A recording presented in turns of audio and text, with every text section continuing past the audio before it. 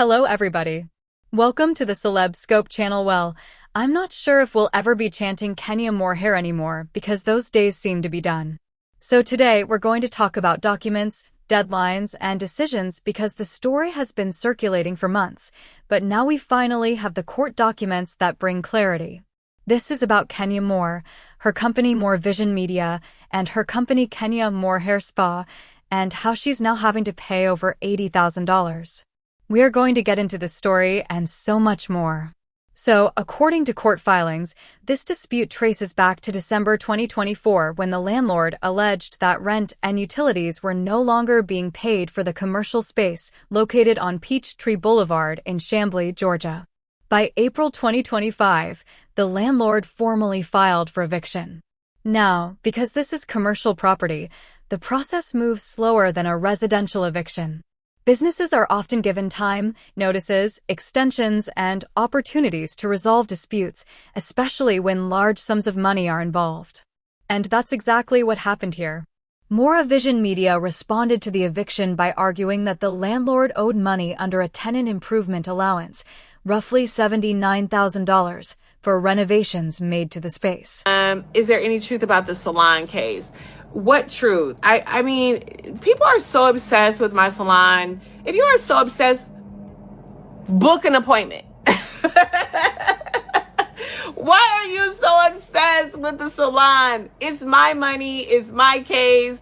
You know, people open businesses, close businesses, have businesses, don't have businesses, successful businesses, not successful businesses.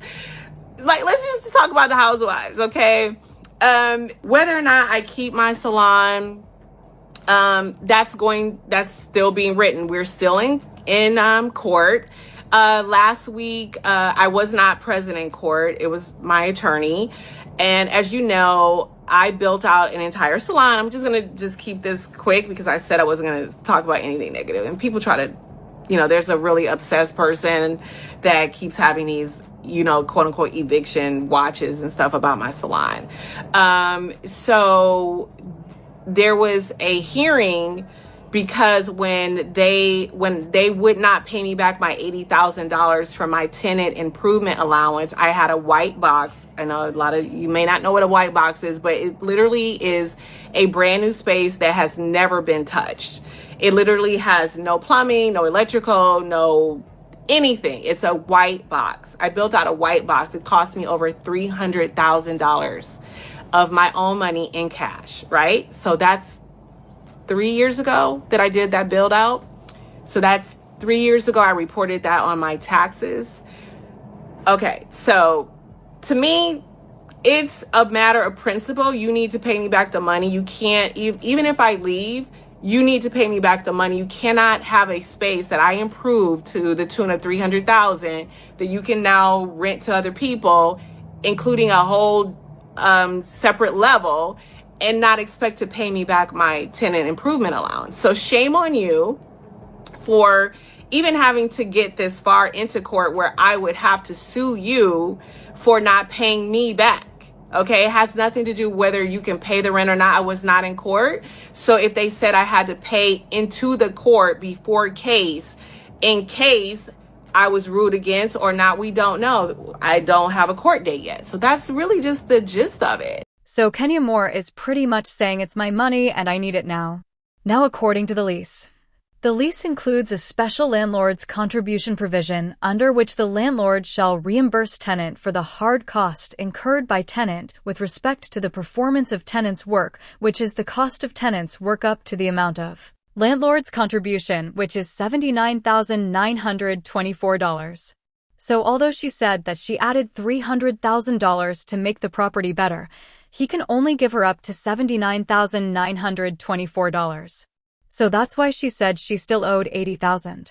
Now it says provided that a requisition is submitted by tenant in accordance with the provision of this Exhibit C on or before the date that is 18 months after the lease commencement date i.e. May 10, 2024.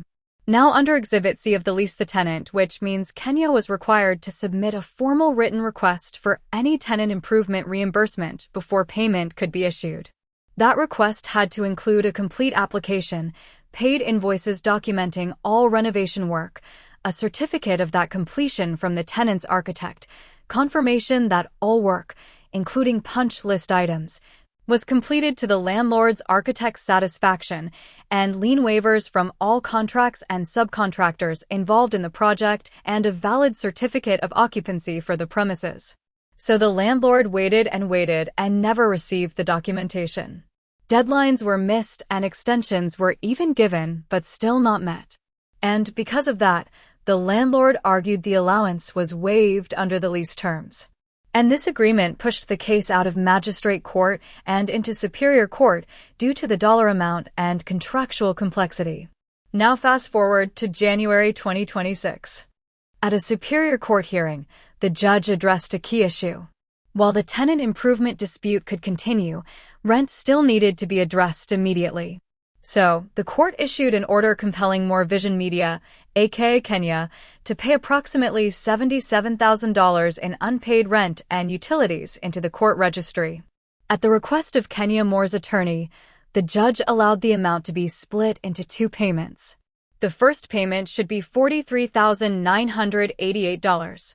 That was due by February 19, 2026. And this part is critical. The judge's order stated clearly if the payment was not made by the deadline, the landlord would be entitled to seek a writ of possession without further court intervention. Hey, bye, Ashley. Have a nice day. Bye, Ashley. Court records indicate that February 19, 2026 came and went.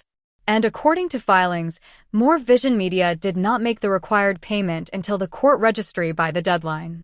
The following morning, February 20, 2026, at 8:22 a.m., the landlord filed a request for entry of writ of possession. That filing states that the court order was not complied with, payment was not received, and under Georgia law, the landlord is entitled to possession. At that point, this moved from argument to enforcement. Now, a writ of possession authorizes law enforcement, typically the county marshal, to remove the tenant, any subtenants, any occupants, and any personal property. Once signed by the judge, the process no longer requires hearings or negotiations. The timing of removal depends all on the marshal scheduling, whether a private process server is used, and local enforcement procedures. But legally speaking, possession shifts back to the landlord. Whether we like Kenya Moore or not, this situation highlights a reality that many business owners face. Court deadlines are not suggestions. Once a judge issues an order, compliance is not optional. They don't care whether you're a reality star. They don't care whether you have Kenya Moore hair care. It is what it is. Now, I'll continue monitoring the filing. And if any new documents are entered, especially regarding the writ or enforcement, I bring them to you with the same document first breakdown.